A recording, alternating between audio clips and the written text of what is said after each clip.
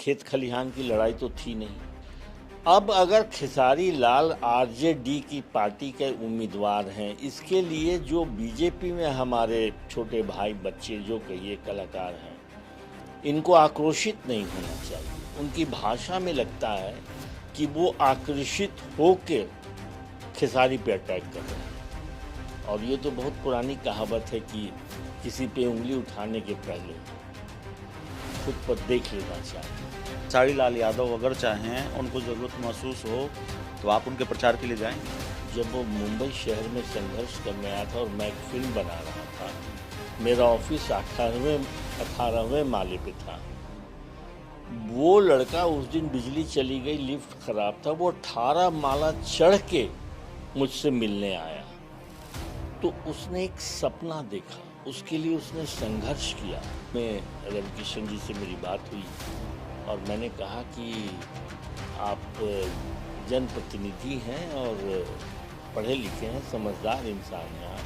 आपसे उम्मीद करता हूं कि आप भाषा का चयन ज़रूर सोच समझ के करें। आपको लगता है खेसारी लाल यादव नेता हो चुके हैं, अब सिर्फ अभिनेता नहीं हैं या गायक नहीं हैं? जवाब बड़ा सॉलिड दे रहे हैं। वो कह रहे हैं कि भाई मैं अगर नाचने गाने वाला हूँ, मैं नचनिया हूँ, तो जो लोग कह रहे हैं वो क्या बागेश्वर धाम के बाबा हैं? अब बात होगी भोजपुरी फिल्मों के अमिताभ बच्चन से और भोजपुरी के जानदार और शानदार अभिनेता कुणाल सर से। विधानसभा का चुनाव है और इसीलिए यहाँ भी सवाल सियासी सवाल से ही शुरुआत करते हैं। आपकी इंडस्ट्री के एक बड़े सुपरस्टार हैं खेसारी लाल यादव, वो विधानसभा का चुनाव लड़ रहे हैं छपरा की विधानसभा सीट से, और भोजपुरी के दूसरे सुपरस्टारों से उनकी भिड़ंत चल रही है। आपकी इंडस्ट्री के कई जो कलाकार हैं, बड़े कलाकार, रवि किशन, निरहुआ, मनोज तिवारी बीजेपी में हैं, उनको नचनिया कह दिया किसी ने खेसारी लाल को। खेसारी लाल ने कहा कि भाई हम नचनिया हैं, तो भारतीय जनता पार्टी में जो लोग हैं वो कौन है? तो ये एक जो लड़ाई चल रही है, उसको आप दूर से बैठ के कैसे देखते हैं? ये सब आप ही की इंडस्ट्री के लोग हैं, जिस इंडस्ट्री के आप महानायक हैं, उसी इंडस्ट्री के ये नायक हैं। जी हाँ, मैं सबों के साथ मैंने काम किया है, सब मेरे बच्चे की तरह हैं और बड़े व्यवहार कुशल हैं।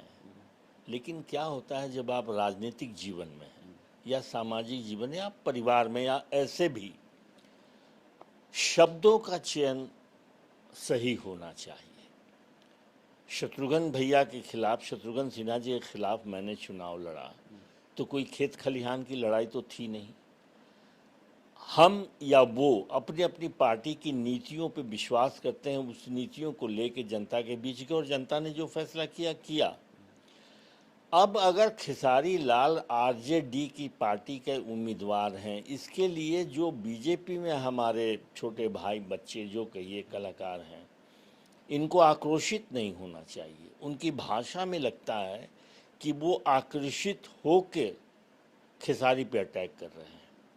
और ये तो बहुत पुरानी कहावत है कि किसी पे उंगली उठाने के पहले खुद पर देख लेना चाहिए।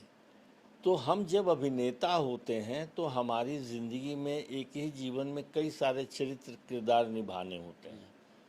तो जो भी हमारे चाहे निरहुआ जी हों, रवि किशन जी हों, इन लोगों ने कहा है, तो वैसे चरित्र तो उन्होंने भी निभाए हैं। इसलिए राजनीति को अभिनय से जोड़ के इस तरह से आक्रोशित होकर शब्दों का चयन मैं उचित नहीं समझता हूँ। और मैंने बाद में रवि किशन जी से मेरी बात हुई और मैंने कहा कि आप जनप्रतिनिधि हैं और पढ़े लिखे हैं, समझदार इंसान हैं। आपसे उम्मीद करता हूँ कि आप भाषा का चयन ज़रूर सोच समझ के करेंगे। आपको लगता है खेसारी लाल यादव नेता हो चुके हैं, अब सिर्फ अभिनेता नहीं हैं या गायक नहीं हैं?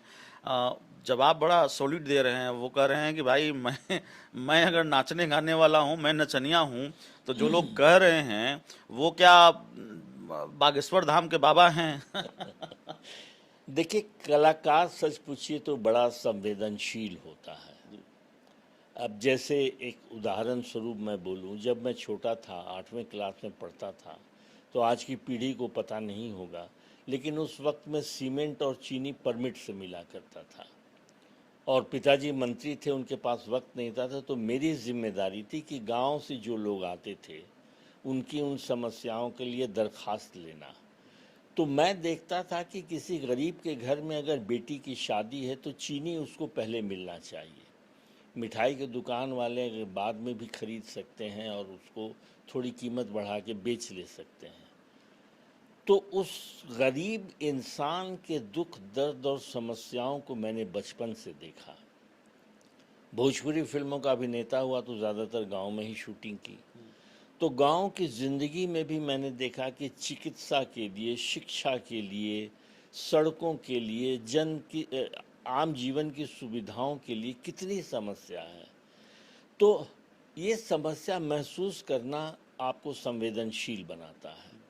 तो मैं एक कलाकार हमेशा संवेदनशील होता है और उसी तरीके से खेसारी जी भी जो बोल रहे हैं वो कहीं ना कहीं उस ज़मीन से जुड़े हुए इंसान हैं, उन समस्याओं को उन्होंने बहुत करीब से देखा है, तभी बोल रहे हैं। और उस पर जब कटाक्ष किया जाता है तो प्रतिक्रिया होती है, और उस प्रतिक्रिया में उन्होंने अपने सीनियर्स के बारे में ऐसी बात की, वो भी गलत था।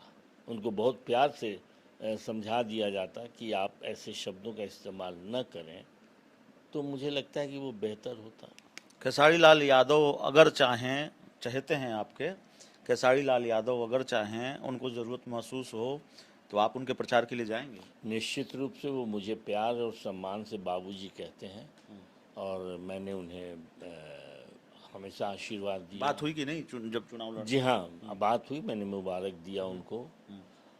और उस लड़के में एक खासियत है, वो बड़ा जुझारू लड़का है।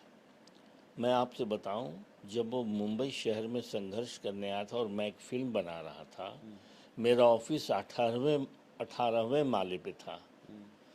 वो लड़का, उस दिन बिजली चली गई, लिफ्ट खराब था, वो 18 माला चढ़ के मुझसे मिलने आया। तो उसने एक सपना देखा, उसके लिए उसने संघर्ष किया और आज इस मकाम पे पहुंचा है। इस मकाम पे पहुंचने के पीछे उसकी त्याग, तपस्या, उसकी मेहनत है। मैं उसकी कदर करता हूं। और वैसा नौजवान जो जनप्रतिनिधि बने, जो सचमुच खाली लिफाफेबाजी नहीं करे, स्टेटमेंट नहीं दे, चूँकि उसने देखा है, तो मैं उम्मीद करता हूं कि वो जो ज़िंदगी में दुख तकलीफ़ लोगों का देखा है उसको वो दूर करे। ऐसा मेरा उम्मीद है कि वो करेगा। तो आपकी इंडस्ट्री के पहले से जो लोग जनप्रतिनिधि हैं, सांसद हैं, निरहुआ हैं, मनोज तिवारी हैं, रवि किशन हैं, क्या लगता है वो लिफाफेबाजी करते हैं या कुछ काम भी करते हैं?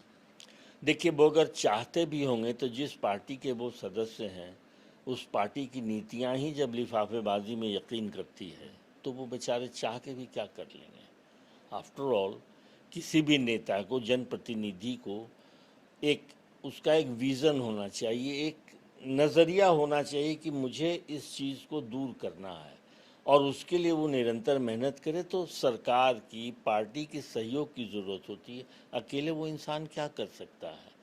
तो मुझे लगता है कि निरहुआ या रवि किशन भी संवेदनशील बहुत है। मैं उनके साथ कई फिल्में किया है, मैंने महसूस किया है, अच्छे इंसान हैं। लेकिन जिस पार्टी के वो सदस्य हैं, क्या वो सचमुच हिंदुस्तान को या बिहार प्रदेश को बदलना चाहते हैं, लोगों की दुख दर्द को दूर करना चाहते हैं? तो बेचारे चाह के भी कुछ नहीं कर पा रहे हैं। एक सवाल है, ये बड़ा गंभीर सवाल है। सवाल ये है कि चाहे कुणाल सर चुनाव लड़ें, चाहे खेसारी लाल यादव चुनाव लड़ें, या वैसे लोग, चाहे रवि किशन चुनाव लड़ें, चाहे मनोज तिवारी चुनाव लड़ें, पूंजी, जो बड़ी पूंजी होती है वो प्रसिद्धि होती है। प्रसिद्धि एक बड़ा फैक्टर होता है, पॉजिटिव फैक्टर होता है उनके सामने। लेकिन क्या सिर्फ प्रसिद्धि के सहारे चुनाव लड़ा जा सकता है? खेसारी लाल यादव को क्या सलाह होगी? आप चुनाव लड़ चुके हैं और आपको ये मालूम होगा कि सिर्फ प्रसिद्धि मदद पहुंचाती है, सिर्फ प्रसिद्धि के सहारे गाड़ी आगे बढ़ सकती है, या फिर और क्या क्या करने की ज़रूरत होती है? कैसे ये मामला आगे बढ़ेगा? देखिए, ऐसा उम्मीदवार जो प्रसिद्ध हो अपने अपने क्षेत्र में, तो उसको सिर्फ इतना ही फायदा होता है कि उसे अपना परिचय नहीं देना होता है कि मैं कौन हूँ। लेकिन जो जनता है वो एक पार्टी उसकी नीतियों पे या हमारे बच्चों के और हमारे भविष्य के लिए आने वाले 5 वर्षों में क्या चाहता है, उस पर उसका वोट निर्धारित होता है। तो खेसारी लाल जी की प्रसिद्धि सिर्फ इस बात के लिए नहीं है कि वो चुनाव जीत जाएंगे। जिस पार्टी के वो सदस्य हैं, उस पार्टी की नीतियों के लिए आप गरीब गुरबा लोगों के लिए, ज़रूरतमंदों के लिए क्या कर रहे हैं, इसको भी आपको व्यक्तिगत रूप से जनता के बीच पहुंचाना होगा। और आपकी नीयत, आपकी कर्म, आपकी बोली में ये झलकना चाहिए कि आप सचमुच उनके लिए सेवा करना चाहते हैं। आप प्रसिद्ध हैं इसलिए आप जनप्रतिनिधि नहीं बन सकते हैं, मेरा मानना ऐसा है।